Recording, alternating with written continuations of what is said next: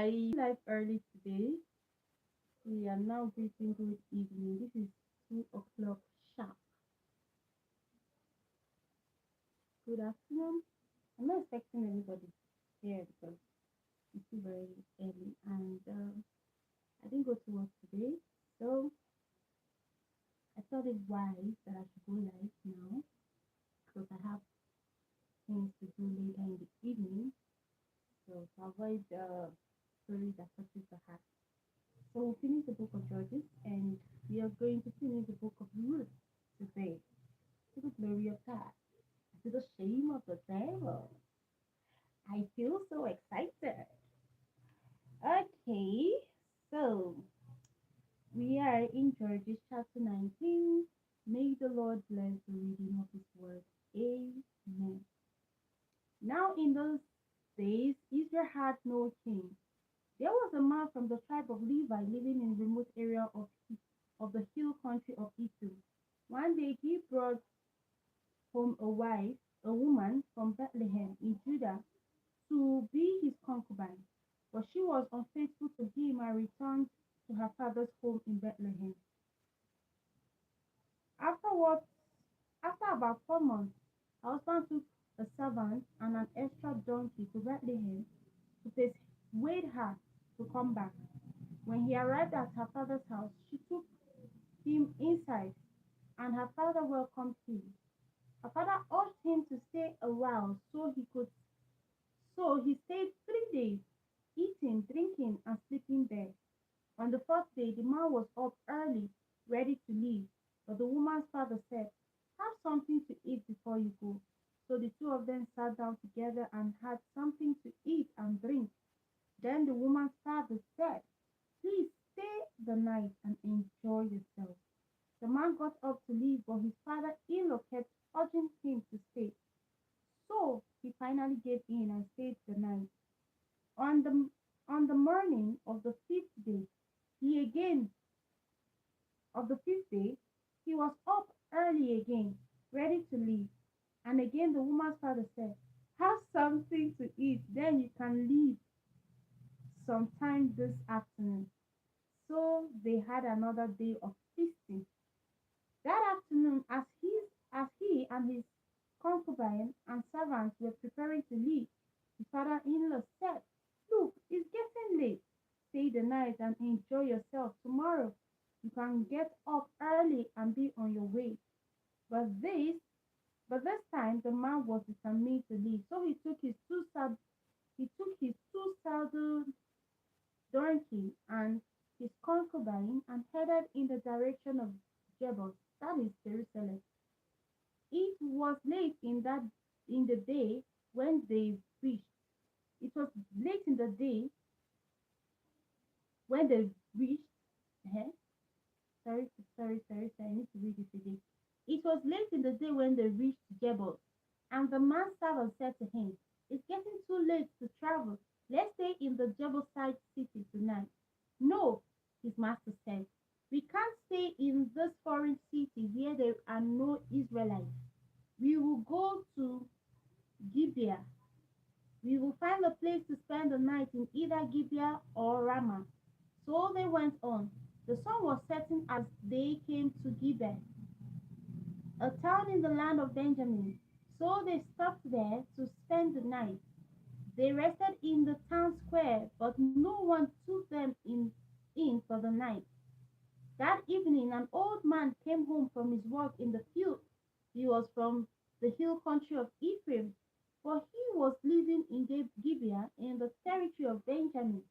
When he saw the travelers sitting in the town square, he asked them where where they were from and where they were going. We have been in Bethlehem in Judah in the hill country of Ephraim to the tabernacle of the Lord, but in for the night. Even though we have straw and folders, plenty of bread and wine for ourselves. You're welcome to stay with me, the old man said. I will give you anything you need. But whatever you do, don't spend the night in the square. So he took them home with him and fed their donkey. After they washed their feet, together. While they were enjoying themselves, some of the wicked men in the town surrounded the house. They began beating the door and shouting to the old man, "Bring out the man who is staying with you so we can have sex with him." Aww. The old man stepped outside to talk to them. "No, my brother, don't do such an evil thing. For this man is my guest, and such a man would be and such a thing would be shameful. Here, take my virgin daughters,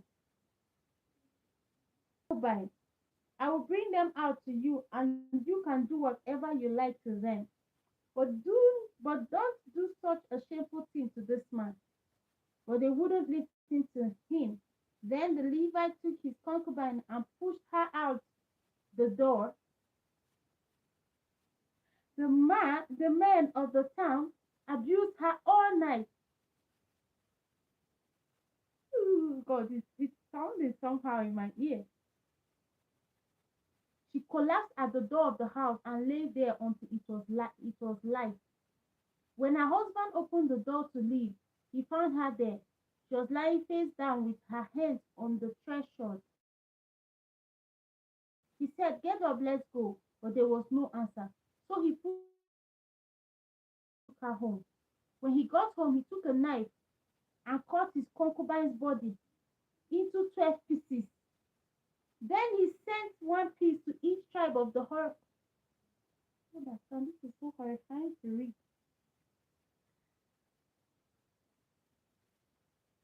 Then he sent one piece to each tribe of Israel.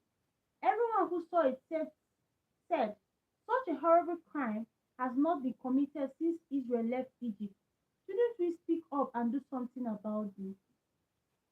Then all the Israelites, sorry, I'm kind of, I don't know, I'm surprised. I'm seeing this is in the Bible, right? I don't know. I can't relate. I'm in chapter 20.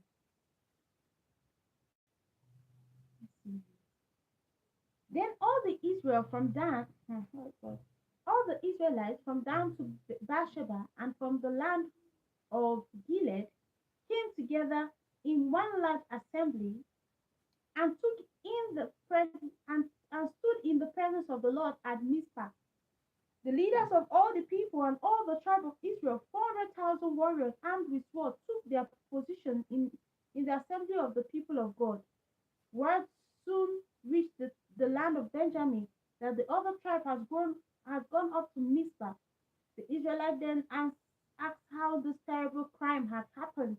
The Levite, the husband of the woman who had been murdered, said, "My concubine and I came to Gibeah, a town in the land of Benjamin, to spend the night. That night, some of the leaders of Gibeah surrounded the house, planning to kill me, and they raped my concubine until she was dead. So I cut her body into 12 pieces and sent the pieces throughout the land of Israel. For these men have committed this terrible and shameful crime. Now, now then, the entire community of Israel must decide what should be done about this." And all the people stood up together and replied, "Not one of us will return home. Instead, we will draw lots to decide who will attack Gibeah. One tenth of the men from each tribe will be chosen to supply the warriors with food, and the rest of us will take revenge on Gibeah for this shameful thing they have done in Israel." So all the Israelites were united, and they gathered together to attack the town. The Israelites sent messages to the tribe of Benjamin, saying, What a terrible thing has been done among you. Give up these evil men from Gibeah so we can execute them and purge Israel of the evil." But the people of Benjamin would not listen. Instead, they came from their towns and gathered at Gibeah to fight the Israelites. 26,000 of their warriors armed with a sword arrived in Gibeah to join the 700 warriors who lived there. 700 of Benjamin's warriors were left-handed, each of whom could sling a rock and hit a target without a hair breadth, without missing within a without what? Without missing, sorry. Israel had 400,000 warriors armed with swords, not counting Benjamin's warriors. Before the battles, before the battle, the Israelites went to Bethel and asked God, which tribe should lead the attack against the people of Benjamin? The Lord answered, Judah is to go first. So the Israelites left early the next morning and camped near Gibeah. Then they advanced towards Gibeah to attack the men of Benjamin. But Benjamin warriors who were defending the town came out and killed 22,000 Israelites in the field that day. But the Israelites took courage and assembled at the same place they had fought the previous day. For they had gone up to Bethel and wept in the presence of the Lord until evening.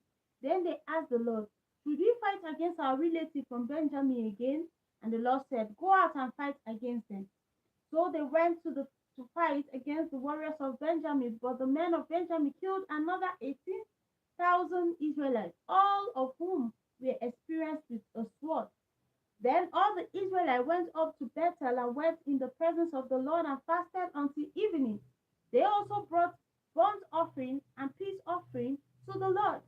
And the Israelites went up seeking direction from the Lord. In those days, the Ark of the Covenant was in Bethel, and Phinehas, son of Eleazar and grandson of Aaron, was the priest.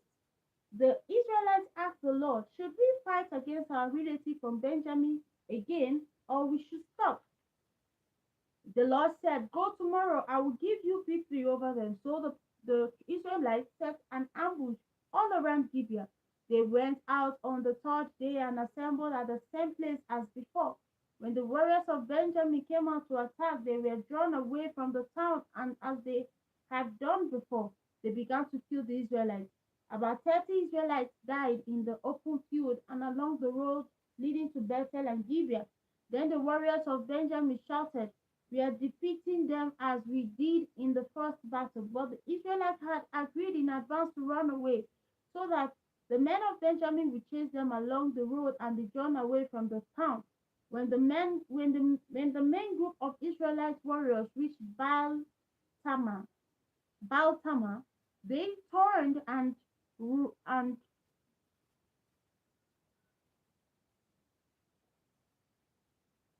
they turned and prepared to attack. Then the Israelites went hiding in ambush west of Gibeah, jumped up from where they were and advanced against Benjamin from behind. The fighting was so heavy that Benjamin didn't realize the impending disaster.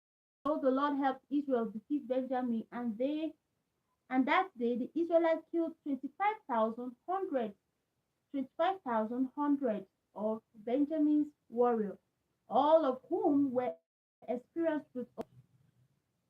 Then the men of Benjamin saw that retreated from Benjamin warrior in order to give those hiding in ambush more room to maneuver. Then those who were in hiding rushed in from all sides and killed everyone in the town. They set up a large cloud of smoke from the town, which was the signal for the Israelites to turn and attack Benjamin warrior.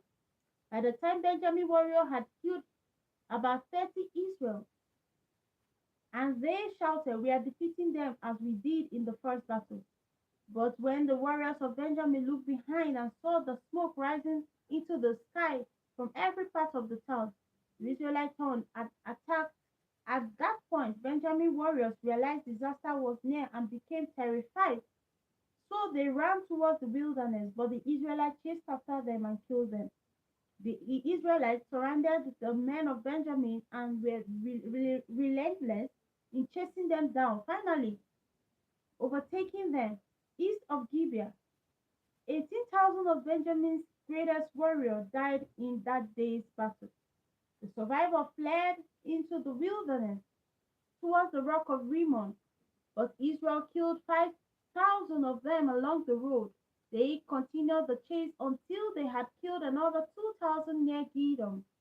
So the tribe of Benjamin lost 25,000 brave warriors that day, leaving only 600 men who escaped to the rock of Rimmon, where they lived for 4 months. Then the Israelites returned and slaughtered every living thing in the town, the people, the cattle, everything. they had burned down every town they came to. And that brings us to the end of Judges chapter 20, and we are at the last chapter of Judges. The Israelites, chapter 21, the Israelites had vowed at Mizpah never to give their daughters in marriage to a man from the tribe of Benjamin. And the people went to Bethel and sat in the presence of God until evening, raising their voice and weeping bitterly. O Lord, God of Israel, they cried out, why has this happened? Now one of our tribe is missing. Early the next morning, the people built an altar and presented their burnt offering and peace offering on it. Then they said, as any tribe of Israel not as any tribe of Israel not represented when we held our council in the presence of the Lord at Mizpah? At that time, they had taken a solemn oath in the Lord's presence, vowing that anyone who refused to come must die. The Israelites felt deep sadness for Benjamin and said, today we have lost one of the tribes from our family. It is nearly wiped out. How can we find wives for the few who remain, since we have sworn by the Lord not to give them our daughters in marriage? So they asked, was anyone absent when we presented ourselves to the Lord at Mizpah? And they discovered that no one from Jabesh Gilead had attended. For after they counted all the people, no one from Jabesh Gilead was present. So they sent 12,000 warriors to Jabesh Gilead with order to kill everyone there, including women and children. This is what you are to do, they said. Completely destroy, at completely destroy all the males and every woman who is not a virgin. Among the residents of Jebushkilet, they found 400 young virgins who had never slept with a man, and they brought them to the camp at Shiloh in the land of Canaan. The Israelite assembly sent a peace delegation to the little remnant of Benjamin who were living at the rock of Rimmon. Then the men of Benjamin returned to their homes, and the 400 women of Jebush Gilead who were spared were given to them as wives. But there were not enough women for all of them. The people felt sorry for Benjamin because the Lord had left this gap in the tribe of Israel. So the Israelite leaders asked, how can we find wives for the few who remain, since all the women of the tribe of Benjamin are dead? There must be heirs from the survivors, so that an entire tribe of Israel will not be lost forever. But we cannot give them our own daughters in marriage because we have sworn with a solemn oath that anyone who does this will fall under God's curse. Then they thought of annual festival of the Lord held in Shiloh between Lebana and Bethel, along the east side of the road that goes from Bethel to Shechem. They took the men of Benjamin who still needed wives. Go and hide in the vineyard. When the women of Shiloh come out for their dance, rush out from the vineyard, and each of you can take one of them home to be your wife. Are you whining me now? And when their father and brothers come to us in protest, we will tell them, please be understanding. Let them have your daughters, for we didn't find enough wife for them. We destroyed Jebush Gilead. When we destroyed Jebush Gilead, and you are not guilty of breaking the vow, since you did not give your daughters in marriage to them. So the men of Benjamin did as they were told. They kidnapped the women who took part in celebration and carried them off to the land of their own inheritance. Then they rebuilt their own town and lived in them.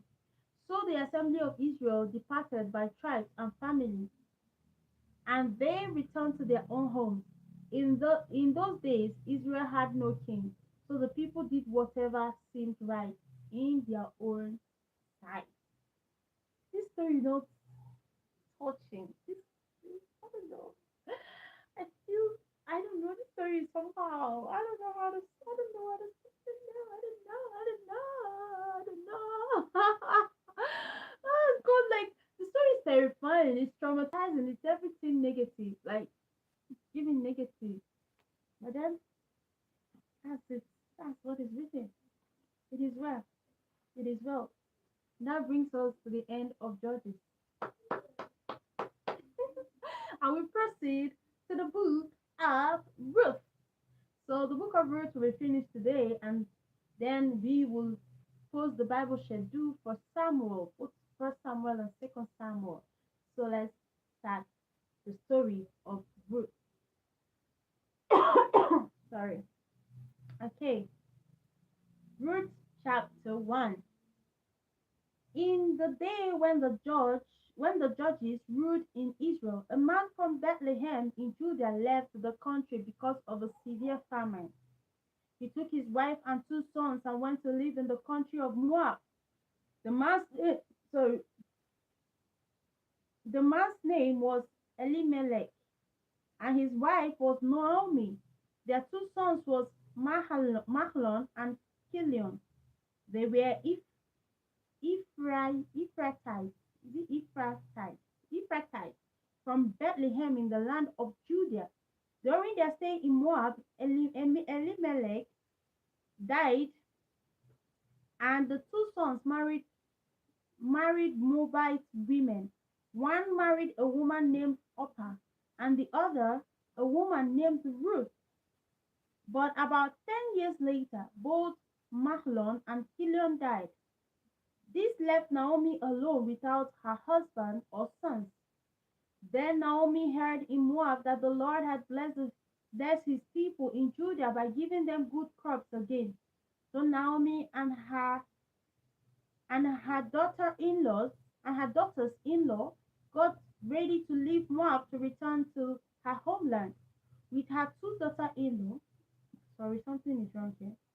So Naomi and her daughter-in-law got ready to leave Moab to return to her homeland.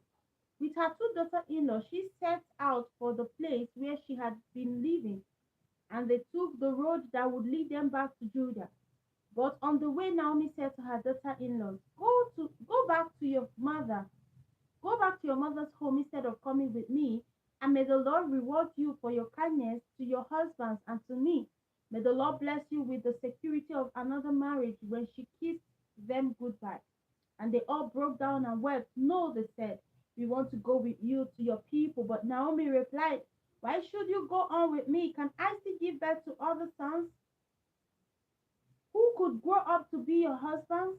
No, my daughters, return to your parents' home, for I am too old to marry again. And even if it was possible, and I were to get married tonight and bear sons, then what? Would you wait for them to grow up and refuse to marry someone else? No, of course not, my daughters. Things are far more bitter, bitter for me than for you, because the Lord Himself has cursed me to suffer. And again they wept together, and Orpah kissed her mother-in-law goodbye. But Ruth insisted on staying with Naomi. See, Naomi said to her, your sister-in-law has gone back to her people and to her gods. You should do the same. But Ruth replied, Oh God, have mercy. My light has off, and I don't have any spare light to continue this. And let me see if there's a way I can open the door since it's still afternoon. So sorry. So sorry we stopped the I don't know. I'm coming. 1 second. Let me open the door.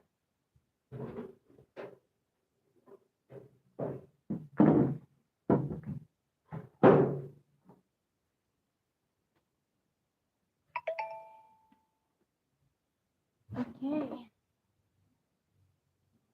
I think it's better now. We are using natural light.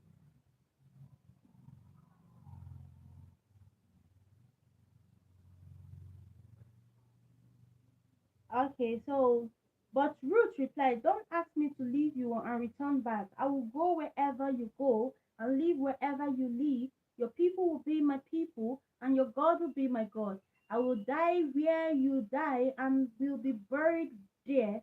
May the Lord punish me severely if I allow anything but death to separate us. So when Ruth when Ruth So when Naomi saw that Ruth had made up her mind to go with her, she stopped urging her. So the two of them continued on their journey. When they came to Bethlehem, the entire town was stirred by their arrival. Is it really Naomi? The woman asked.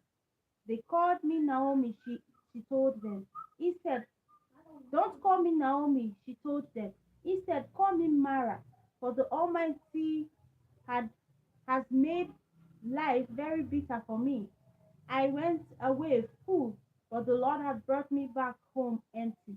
Why should you call me Naomi when the Lord has cursed me to suffer, and the Almighty has sent such tragedy?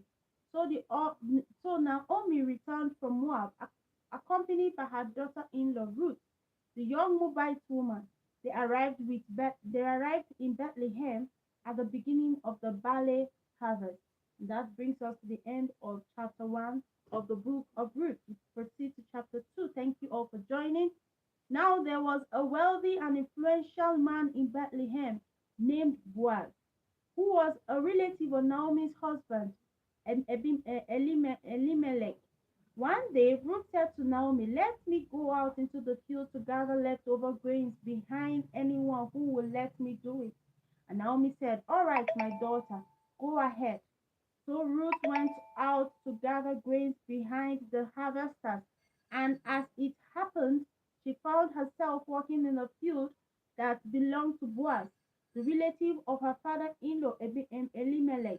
While she was there, Boaz arrived from Bethlehem and greeted the harvesters. The Lord be with you, he said. The Lord bless you, the harvesters replied. Then Boaz asked his foreman, who is that girl over there? And the foreman replied, she is the young woman from Moab who came back with Naomi. She asked she asked me this morning if she could gather grains behind the harvesters. So she okay, behind the harvesters. She has been hard at work ever since, except for a few minutes rest over there in the shelter. Boaz went over and said to Ruth, listen, my daughter, stay right here with us. When you gather grains, don't go to any other field. Stay right behind the women working in my field. See which part of the field they are harvesting, and then follow them. I have warned the young men not to bother you, and when you are thirsty, help yourself to the water they have drawn from the well. Ruth fell at his feet and thanked him warmly. Why are you being so kind to me? She asked.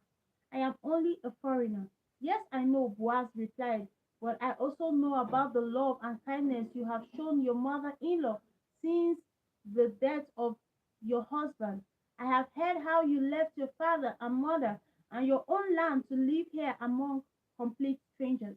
May the Lord, the God of Israel, under whose wing you have come to take refuge, reward you fully. I hope I continue to please you, sir, she replied.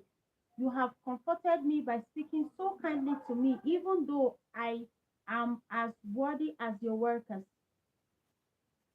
At lunchtime, Boaz called to her, come over here and help yourself help yourself to some of our food. You can dip your bread in the wine if you like. So she sat with his harvesters, and Boaz gave her food, more than she could eat.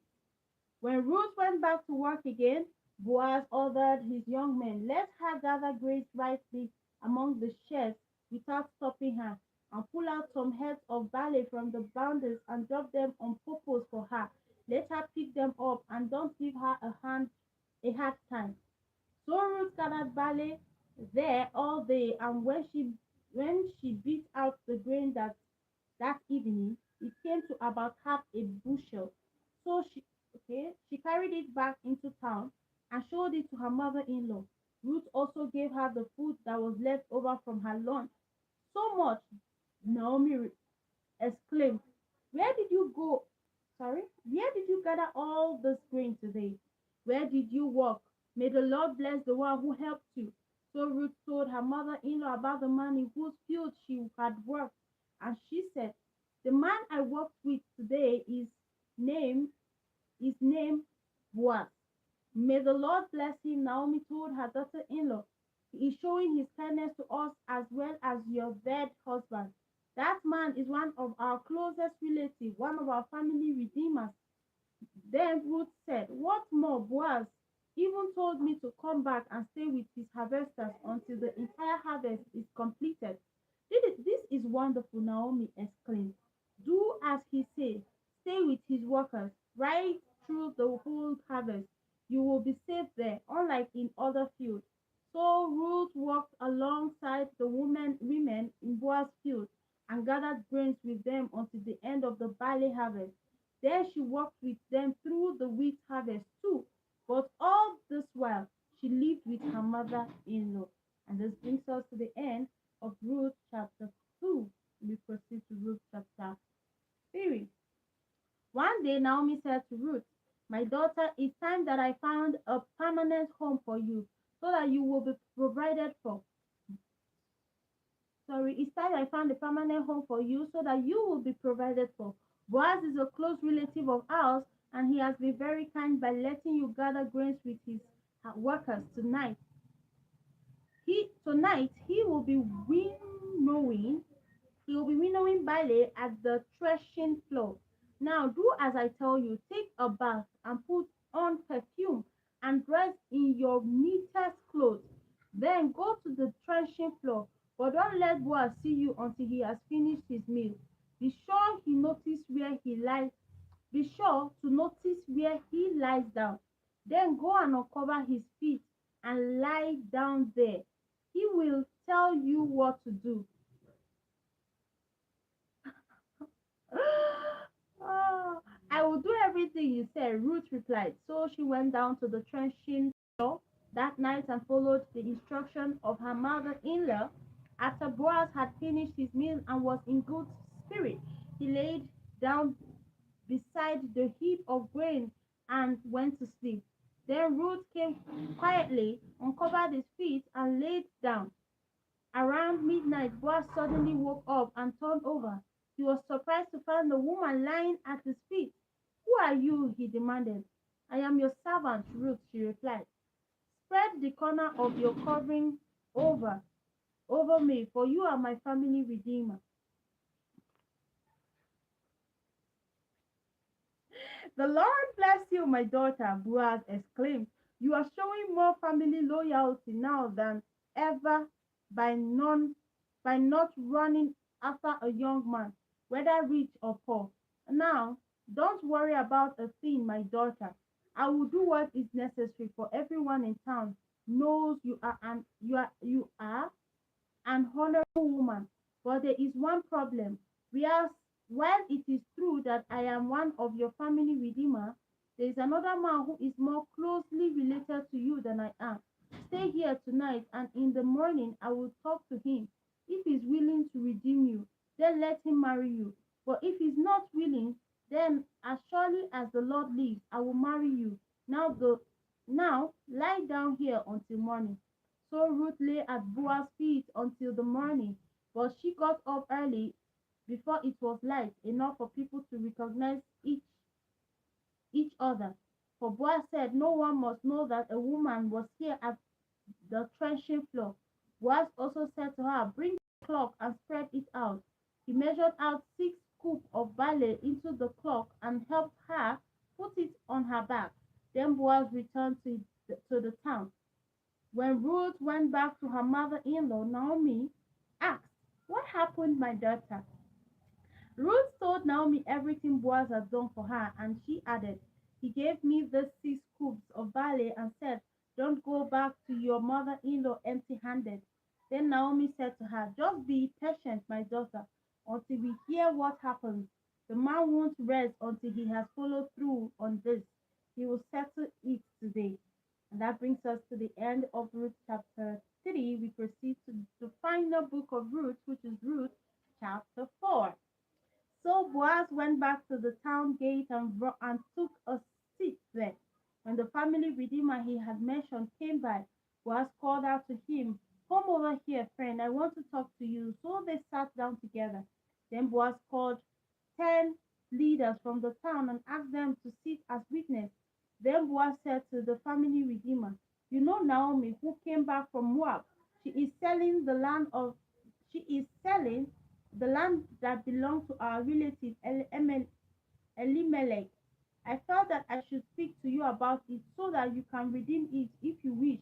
If you want the land, then buy it here in the presence of this witness. But if you don't want it, let me know right away because I am next in line to redeem it after you." The man replied, "All right, I'll redeem it." Then Boaz told him, "Of course, your purchase of the land from Naomi also requires that you marry Ruth, the Moabite widow.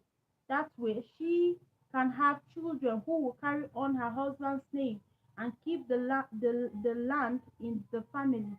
"Then I can't redeem it," the family redeemer replied, "because this might endanger my own estate. You redeem the land and you redeem the land. I cannot do it." In those days, it was the custom of Israel for anyone transferring a right of purchase to remove his sandals and hand it to the other party. This publicly validated the transaction. So the other family redeemer drew off his sandals as he set foot on the land. Then Boaz said to the leader and to the crowd standing around, "You are witness that today I have bought from Naomi all the property of Elimelech, Kilion, and Mahlon, and with the land I have acquired Ruth, the Moabite widow of Mahlon, Mahlon, to be my wife. This way she can have a son to carry on the family name of her dead husband and to inherit the family property here in the hometown. You are all the witness today." Then the leaders and all the people standing there replied, "We are witness. May the Lord make the woman who is now coming into your home like Rachel and Leah, from whom all the nations of Israel descended. May you be great in Ephrathah and famous in Bethlehem, and may the Lord give you descendants by this young woman who will be like those of our ancestors Perez, the son of Tamar and Judah." So Boaz married Ruth and took her home to live with him. Then he slept with her, and the Lord enabled her to become pregnant, and she gave birth to a son. And the women of the town said to Naomi, "Praise the Lord who has given you a family redeemer today. May he be famous in Israel. May this child restore your youth and care for you in your old age. For the for he is the son of your daughter-in-law who loves you so much and who has been better to you than 7 sons." Naomi took care of the baby and cared for him as if he were her own. The neighbor women said, "Now at last Naomi has a son again," and they named him Obed. He became the father of Jesse and the grandfather of David. This is their family line, beginning with the ancestor Perez. Perez was the father of Hezron. Hezron was the father of Ram. Ram was the father of Aminadab. Aminadab was the father of Nahshon. Nahshon was the father of Salmon. Salmon was the father of Boaz. Boaz was the father of Obed. Obed was the father of Jesse. Jesse was the father of David. And that brings us to the end of our reading today. So we're done with the book of Ruth, and with no further ado, I'm going to be dropping the Bible schedule for the book of Samuel. Samuel is quite a long chapter, and we hope and pray that by the end of next week, we should be done with the book of Samuel and proceeding to the book of the Kings, and then to the Chronicles, to the Ezras, to the Numbers, to, I say Numbers, to the Nehemiah, sorry, then to the Psalms. When I get to the book of Psalms, that's when I will know that I've really gone far. I feel like I'm still behind. When I get to the book of Psalms, the book of Psalms is like, it's gonna take us like 2 weeks. then we can now proceed. And then I can't wait to finish the Old Testament so we can start the New Testament. May the Lord bless the reading of His Word in the name of Jesus. And then it's quite interesting. The story here is quite interesting because it's kind of blended culture and religion. They had their own culture. Imagine having to marry your late husband's brother to give him a son, or your relative to give your late husband a son. It's quite strange, quite strange. More of a taboo in this day's world. So may the Lord bless the reading of His word. Thank you all for joining. God bless you. I'm so happy that I am able to finish this. Thank you, my YouTube family. I had a lot of people on YouTube.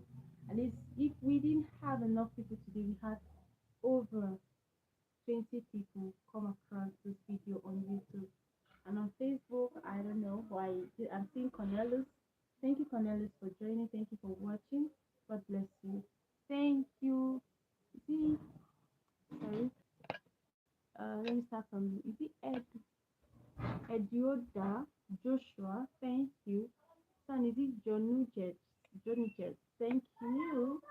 The names are quite hard. Thank you all for joining. I really do appreciate. Please subscribe and follow through. We do other things here. We aside the Bible reading, we have fun. We learn a lot. It's more like an entertainment page. It's all about me doing the things I love, and I'm living in my own words, caring less of what anyone says. So please support me, and God will bless you. Thank you all for joining. Thank you, Camilla. Thank you, everyone that joined. God bless you all. In Jesus' name.